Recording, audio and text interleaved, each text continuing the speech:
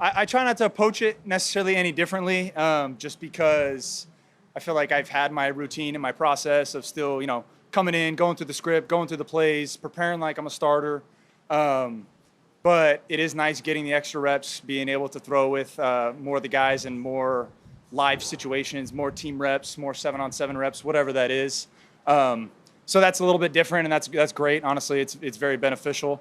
I've kind of tried to have the happy two mediums of being on the side of not getting very many reps at all, and then having to work, extra before practice and after practice. But then now I'm getting more reps during practice. I'm hoping to keep that same routine just to be able to be, on top of things and know the offense inside and out. What are your impressions of Kevin Patullo's, I guess, some of the adjustments he's making to the scheme now that you've had some time in it? Yeah, no, very knowledgeable of the offense. I think he does a great job of making everything look the same. We're always talking about like, hey, we have this motion and this formation, and we have these two plays off of it. Let's branch off and have these other plays that, look the same, but look to the same to the defense, but it'll be a different play or give a different presentation to them. So I think he does a really good job of marrying everything together, and just, trying to keep everybody on the same page. You had the end zone pass to Elijah Cooks there towards the end. What have you noticed about him? It seems like you guys have hooked up quite a bit in camp, and he's made like a bunch of nice catches. Yeah, no, it's nice when a guy his size knows how to use his body and has great hands. And so I think Elijah's having a great camp so far. Really excited to throw with him in the preseason and see what he can do in a game, and make great connections, because I think he's a really good athlete, really good receiver. Scott Leffield. Sorry? What's it like working with Scott Leffield? Yeah, Scott's great. Very honed in on the details, which as a quarterback you want from a quarterback coach. Feel like the offensive coordinator kind of installs the plays and gets everybody on the same page, and then you have your quarterback coach saying, hey, make sure your shoulders are like this, make sure your shoulders are level, make sure your footwork's doing this. And so I think it is a great balance of having everybody in the quarterback room, and Scott just adds an extra element of detail for us. Experience. He's coached a lot of quarterbacks. Yeah. How much does that depth come out? How does he apply that to you? Yeah, no, I think it's great. He always talks about, he works at Michigan with Tom Brady and with different guys. And so he brings that up. He has different clips of guys doing different things. So obviously very knowledgeable, been around the game for a long time. And so we can obviously just take that knowledge and apply it to what we do. Layer like on the coaching staff. Kevin comes up from passing game coordinator. Now you have Parks in that role. What's his layer sort of with the quarterbacks? Yeah, no, Parks is great. Parks is kind of like he kind of does everything. There's a lot of times we'll do split field, and KP will be with the ones, and I'll have Parks over here. So he is like another offensive coordinator that also knows the details of the quarterback coach.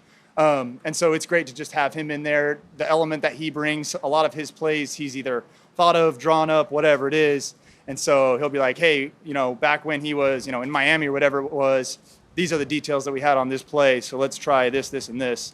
So it's just another great mind in there to think of offensive plays, how we can marry things together and move the ball down the field. Number two, has changed your relationship, communication, interaction with him? How does that change?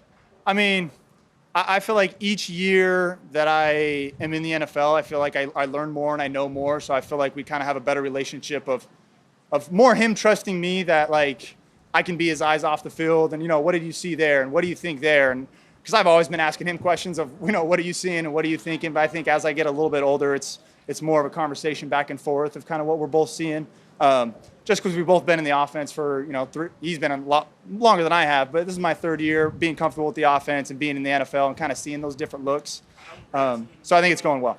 As far as the offseason, how did you view the whole quarterback situation? Did you view Penny's trade as an endorsement of you? Were you, I guess, hoping to be traded to somewhere where you had the starting opportunity? What was your approach there? No, I was very excited with what happened. Obviously, I love Philadelphia. I love being here. Want to be here as long as I can. So, was obviously very excited when Howie called me and told me the news. And obviously just know that they have a lot of trust in me to go out and do my thing and perform. And if something does happen to Jay, I'll go out and, move the ball and move the offense like how it's supposed to be run.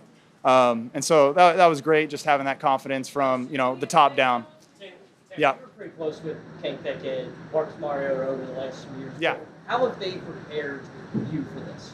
Yeah, no, I mean, both guys have played a lot of ball.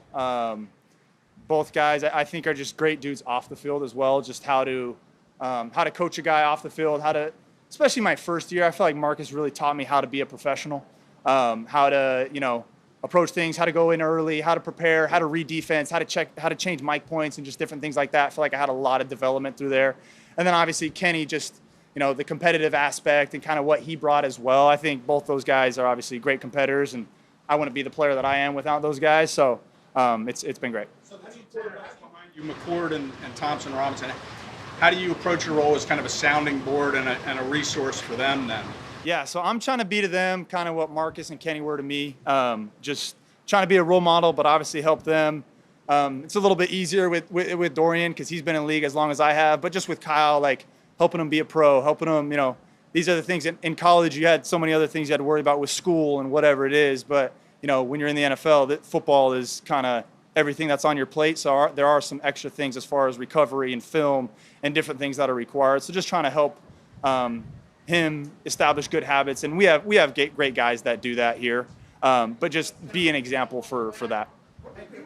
You cross paths with Dorian, same draft class, West Coast. Yeah, so we were in the Elite 11 together. So I've known Dorian way back since high school, and then we've seen each other, when he played at UCLA and different things. So yeah, I've definitely known Dorian for a super long time, which has been fun. How do you balance? You were just saying you want to be in Philadelphia forever, but how do you balance that with you want to start?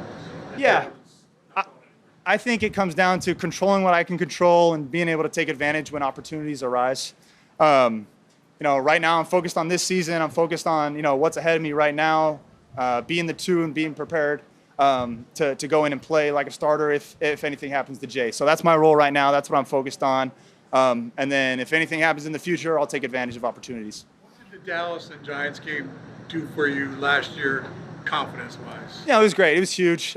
Just being able to apply things in practice, in walkthroughs, into like an actual game. Just being out there with the ones was great. Just having the confidence in those guys to go make plays. And so for me to get those live reps, it was very beneficial. It was great. Do you think that had to do with their decision? Do you think it would have happened without showing it in those 2 games? They would have made that decision to say, hey, Tanner's ready to be number 2. Yeah, I'm not sure. I think that definitely played a big role. So I'm happy that things were able to work out the way they did, and I felt prepared and ready to play when my number was called, and so that's going to be my job as well this year. Whenever my number is called and wherever my opportunity arises, that I'll be ready to go out and play.